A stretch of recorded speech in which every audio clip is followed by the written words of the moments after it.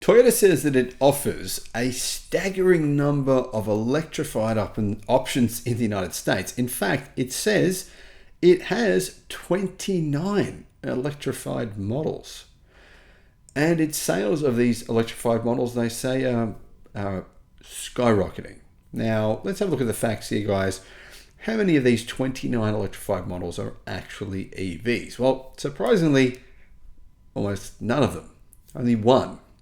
But at least that one is selling, well, incredibly well considering the reviews. This does show you guys that Toyota vehicles don't really sell on the product. They sell on the name of the badge on the vehicle. Now, in the past, you'd say that about Mercedes-Benz or BMW, but I think now you say it about Toyota more than any other brand in the world. Hello, my friends. Welcome to the channel. I'm Sam Evans. You're watching the Electric Viking here at Toyota sales in the United States. Toyota sold a total of 621 vehicles in the US. In the second quarter of this year. The Japanese manufacturer offers, it says, 29 electrified models, including hybrids, plug-in hybrids. Some of those, of course, are mild hybrids, which are not even hybrids at all, EVs, and a hydrogen fuel cell vehicle. So it says it now sells 2 more different electrified models than it did last year. In Q2, Toyota sold 247,000 so-called electrified vehicles, which is growth of 63%. Representing nearly 40% of Toyota's volume. But if you actually look at it more closely, you'll see these numbers, in my opinion, they're a bit misleading. Technically, in the second quarter of 2024, Toyota sold 24,266 plug-in electric cars. That's 112% more than a year ago. So that's nice growth, 112%. But it still does mean that only 3.9% of Toyota's sales in the US were electric. That said, it is better than the 2% that was their return, their numbers of EVs from a year ago. 2%, so it's grown to 3.9%. The Toyota brand saw 17,600 plug-in sales, which is growth of 91% year over year. Lexus was 6,677. So those vehicles, those 24,000, weren't all Toyotas. They were Toyota and Lexus. 17,600 Toyotas, 6,700 Lexus vehicles. Lexus EV sales, as a result, have risen by 194%, and Toyota's EV sales by 91%. Now, that's what the media would have you believe. And if you're still watching this video, I commend you. That you didn't call bullshit and stop watching, because yeah, that was kind of bullshit. Now, the truth is, Toyota's EV sales were nowhere near that number. In fact, Toyota's EV sales, while they rose 286%, they actually only make up 1.4% of Toyota's vehicle sales in America. 1.4%, because Toyota actually only sold 7,571. The other 10,000 were actually plug-in hybrids. Lexus plug-in hybrids, they sold 2,641, but they sold 4,000 fully electric cars, which is growth of their actual EVs of 333%. Plug-in hybrids for Lexus, well, no one wants them. They only grew by 97%. And 200. So basically, Lexus is selling more EVs than plug-in hybrids. Isn't that interesting? If you buy a luxury car, you've got more money, you're willing to pay more, and you just go, no, I want fully electric. Well, in most cases, anyway, for Lexus, that was the case. So that means in total, between Toyota and Lexus, they sold 11,607 EVs in the second quarter in America. That means 1.9% of Toyota and Lexus's sales combined were fully electric for the last 3 months. 1.9%.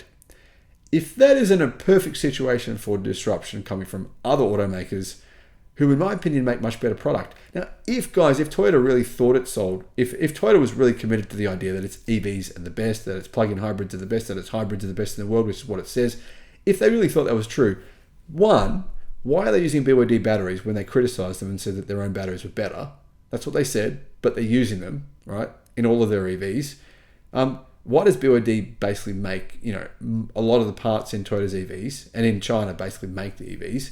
I know people say it's not BYD, but the truth is BYD makes the skateboard, guys. Do a bit of research on this. You'll see the skateboard is BYD. I get emails from people saying, no, it's FAW or whoever. Guys, it's not. It's actually, think about it. What is the car, right? what is the car? The car is the skateboard, right? That's the car, pretty much. The rest of it's a shell, right? So yeah, it's BYD. But even worse than that, if Toyota was so committed to this idea that its hybrids are so great, why the hell is it now deciding it's going to use BYD's hybrid technology? It is. Why wouldn't it just invent a better version of its own hybrid technology if BYD's technology was better? Why would it use that? Anyhow, putting that question out to you.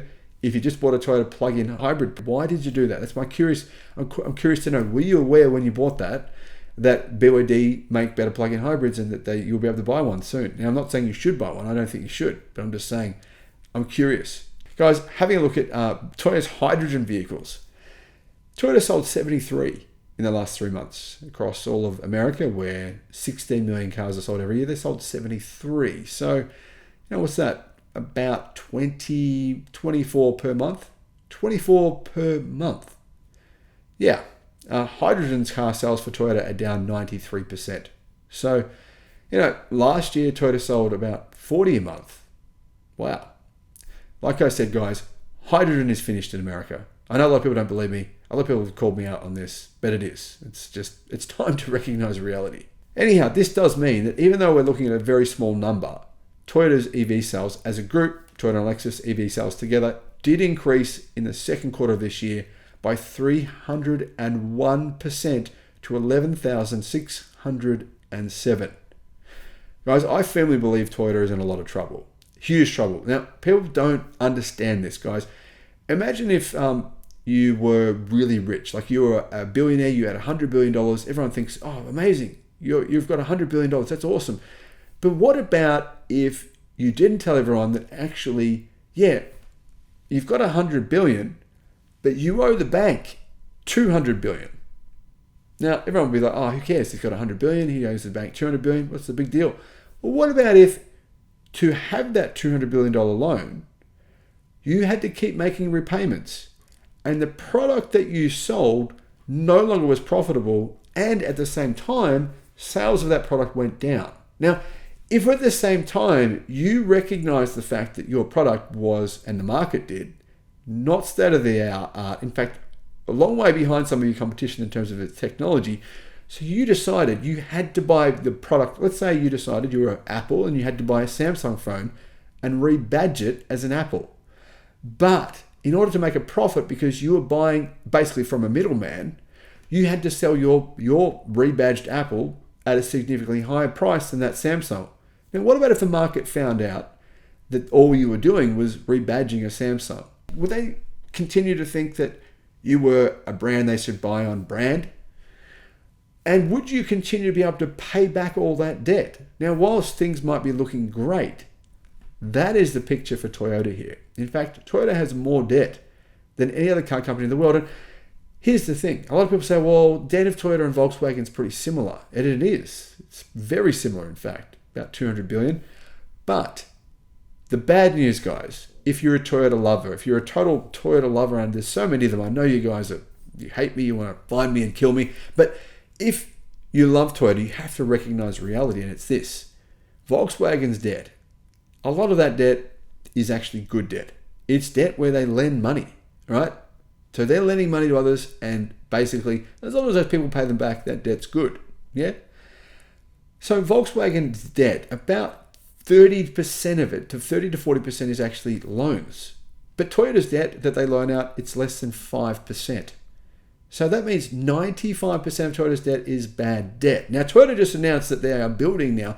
They're hoping to build a new car factory in Shanghai. They're hoping that they'll get special Tesla treatment in Shanghai, where they're going to build a new robo-taxi.